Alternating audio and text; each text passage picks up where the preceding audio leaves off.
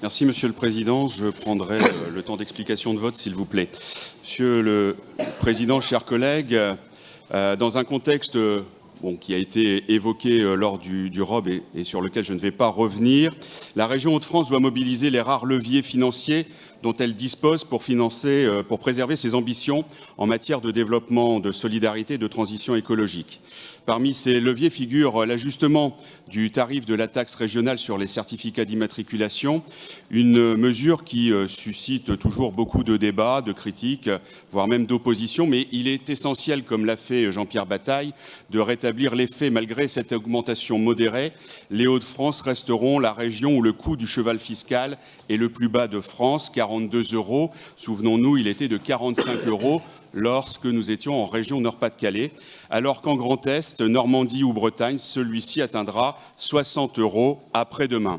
Par ailleurs, il est nécessaire de rappeler que la carte grise n'est pas une dépense récurrente pour les ménages. En France, l'âge moyen des véhicules est de 11,2 ans et un Français change en moyenne de voiture tous les 5 à 6 ans. Ce n'est donc pas un poste budgétaire qui pèse régulièrement sur les finances des familles.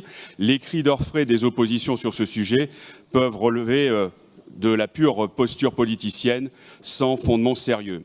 De plus, la région Hauts-de-France assume pleinement son choix de promouvoir les véhicules propres et d'encourager la transition écologique. Pour cela, nous maintenons l'exonération de la taxe régionale pour les véhicules 100% électriques. Cette mesure concrète témoigne de notre engagement en faveur d'une mobilité durable, de la transition du mix énergétique et de notre stratégie de réindustrialisation bas carbone grâce à la vallée de la batterie, source de dizaines de milliers d'emplois au cœur de notre territoire.